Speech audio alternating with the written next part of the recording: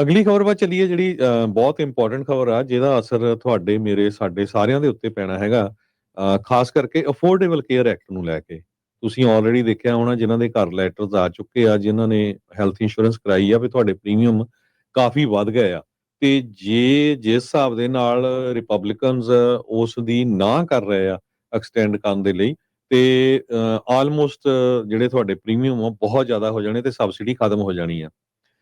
ਜਿਹੜਾ democratic proposal ਹੈਗਾ ਆ ਅਫੋਰਡੇਬਲ ਕੇਅਰ ਐਕਟ ਕ੍ਰੈਡਿਟਸ ਨੂੰ ਲੈ ਕੇ, ਉਹ 3 ਸਾਲਾਂ ਦੇ ਲਈ ਐਕਸਟੈਂਸ਼ਨ ਆ, ਜਿਹਦੀ ਵੋਟ ਸੈਨੇਟ ਦੇ ਵਿੱਚ ਵੀਰਵਾਰ ਨੂੰ ਪੈਣੀ ਹੈਗੀ, ਇਸ ਵੀਰਵਾਰ ਨੂੰ, ਤੇ ਘੱਟੋ ਘੱਟ 60 ਵੋਟਾਂ ਚਾਹੀਦੀਆਂ।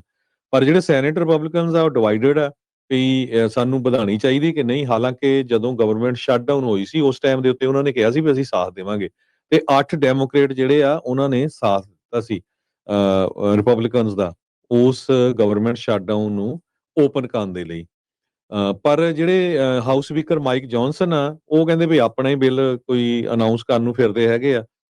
ਤੇ ਪ੍ਰੈਜ਼ੀਡੈਂਟ ਟਰੰਪ ਉਹਨਾਂ ਨੇ ਕੋਈ ਇੰਡੋਰਸ ਨਹੀਂ ਕੀਤਾ, ਨਾ ਹੀ ਉਹਨਾਂ ਨੇ ਏਸੀਏ ਦੀ ਜਿਹੜੀ ਟੈਕਸ ਕ੍ਰੈਡਿਟਸ ਆ ਉਹਨੂੰ ਐਕਸਟੈਂਡ ਕਰਨ ਦੇ ਲਈ, ਨਾ ਹੀ ਜਿਹੜਾ ਕੋਈ ਨਵਾਂ ਬਿੱਲ ਆ ਉਹਦੇ ਬਾਰੇ ਜਿਹੜੀ ਗੱਲਬਾਤ ਕੀਤੀ ਹੈਗੀ ਆ। ਤੇ ਦੋਨੋਂ ਪਾਰਟੀਆਂ ਇਹ ਬਲੀਵ ਕਰ ਰਹੀਆਂ ਵੀ ਪ੍ਰੈਜ਼ੀਡੈਂਟ ਇਨਵੋਲਵ ਨਹੀਂ ਹੋ ਰਿਹਾ ਇਸ ਨੈਗੋਸ਼ੀਏਸ਼ਨ ਦੇ ਵਿੱਚ, ਤੇ Americans will see major cost increase next month.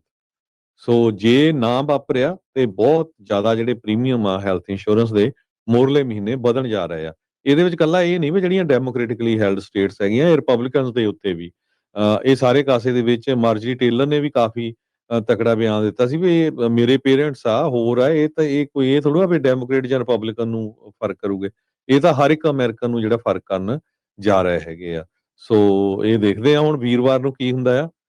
ਪਰ ਜਿੰਨੀਆਂ ਕੁ ਖਬਰਾਂ ਇਹ ਆ ਰਹੀਆਂ ਲੱਗਦਾ ਨਹੀਂ ਵੀ ਜਿਹੜੇ ਰਿਪਬਲਿਕਨਸ ਆ ਉਹ ਏਸੀਏ ਜਿਹੜਾ ਅਫੋਰਡੇਬਲ ਕੇਅਰ ਐਕਟ ਦੇ ਕ੍ਰੈਡਿਟਸ ਆ ਜਾਂ ਜਿਹੜੀ ਤੁਹਾਨੂੰ ਮਿਲਦੀ ਹੈਗੀ ਆ ਸਬਸਿਡੀ, ਉਹ ਵਧਾਉਣ ਦੇ ਹੱਕ ਵਿੱਚ ਨਹੀਂ ਹੈਗੇ ਜੀ। ਜਦੋਂ ਸ਼ਟਡਾਊਨ ਖਲਵਾਇਆ ਗਿਆ ਸੀਗਾ, ਇਹ ਵਾਅਦਾ ਕੀਤਾ ਸੀਗਾ ਰਿਪਬਲਿਕਨਸ ਨੇ ਵੀ ਅਸੀਂ ਇਸ ਦੇ ਉੱਤੇ ਵੋਟ ਕਰਵਾਵਾਂਗੇ ਆਉਂਦੇ ਕੁਛ ਵੀਕਸ ਦੇ ਵਿੱਚ। ਪਰ ਹੁਣ ਜਿੱਦਾਂ ਤੁਸੀਂ ਦੱਸ ਰਹੇ ਆ ਵੀ ਬੈਕ ਟਰੈਕ ਇਸ ਦੇ ਉੱਤੇ ਕਰ ਸਕਦੇ ਹੈਗੇ ਆ।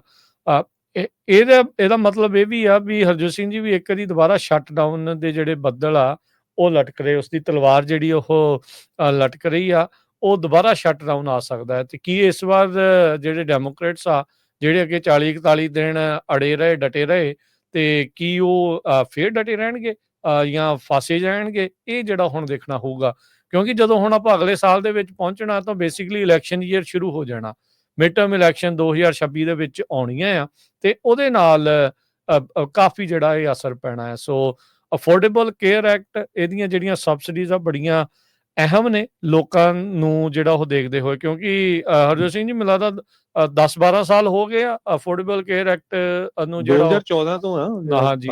ਸੋ ਹਾਂਜੀ 11 ਸਾਲ ਹੋ ਗਏ ਆ। ਸੋ 12ਵਾਂ ਸਾਲ ਉਸ ਦਾ ਸ਼ੁਰੂ ਹੋਣਾ ਆ, ਤੇ ਹੁਣ ਲੋਕਾਂ ਨੂੰ ਆਦਤ ਪੈ ਗਈ ਆ ਇੰਸ਼ੋਰੈਂਸ ਦੀ। ਤੇ ਹੁਣ ਜੇ ਇੰਸ਼ੋਰੈਂਸ ਅਚਨਚੇਤੇ ਬੰਦ ਹੋਊਗੀ, ਕਿਉਂਕਿ ਜਿਹੜੀ ਇੰਨੀ ਮਹਿੰਗੀ ਹੋਣੀ, ਅੱਗੇ ਅਨਅਫੋਰਡੇਬਿਲਟੀ ਕ੍ਰਾਈਸਿਸ ਚੱਲ ਰਿਹਾ ਅਮਰੀਕਾ ਦੇ ਵਿੱਚ, ਕਾਸਟ ਆਫ ਲਿਵਿੰਗ ਕ੍ਰਾਈਸਿਸ ਦੇ ਵਿੱਚੋਂ ਆਪਾਂ ਲੰਘ ਰਹੇ ਆ, ਤੇ ਜੇ ਉਹਦੇ ਵਿੱਚ ਤੁਹਾਡੀ ਤਨਖਾਹ ਦਾ 20%, 30%, 50% ਹਿੱਸਾ ਜੇ ਉਸ ਦੇ ਵਿੱਚ ਇੰਸ਼ੋਰੈਂਸ ਦੇ ਉੱਤੇ ਜਾਊਗਾ, ਲੋਕਾਂ ਨੇ ਕਹਿਣਾ ਆਪਾਂ ਨਹੀਂ ਕਰਾਉਣੀ, ਛੱਡੋ ਪਰਾਂ। ਸੋ ਉਹਦੇ ਨਾਲ ਕਈ ਚੀਜ਼ਾਂ ਸਪਾਇਰਲ ਇਫੈਕਟ ਇਸ ਦੇ ਉੱਤੇ ਜਿਹੜੇ ਉਹ ਪੈਣੇ ਆ। ਸੋ ਲੈਟਸ ਸੀ ਕੀ ਬਣਦਾ ਆ। ਅਫੋਰਡੇਬਲ ਕੇਅਰ ਐਕਟ ਦੇ ਉੱਤੇ ਲੋਕਾਂ ਦੀਆਂ ਬਹੁਤ ਜ਼ਿਆਦੀਆਂ ਆਸਾਂ ਨੇ, ਉਮੀਦਾਂ ਨੇ, ਤੇ ਦੇਖਦੇ ਹਾਂ ਉਸ ਦੇ ਵਿੱਚ ਅੱਗੇ ਕੀ ਬਣਦਾ ਹੈ।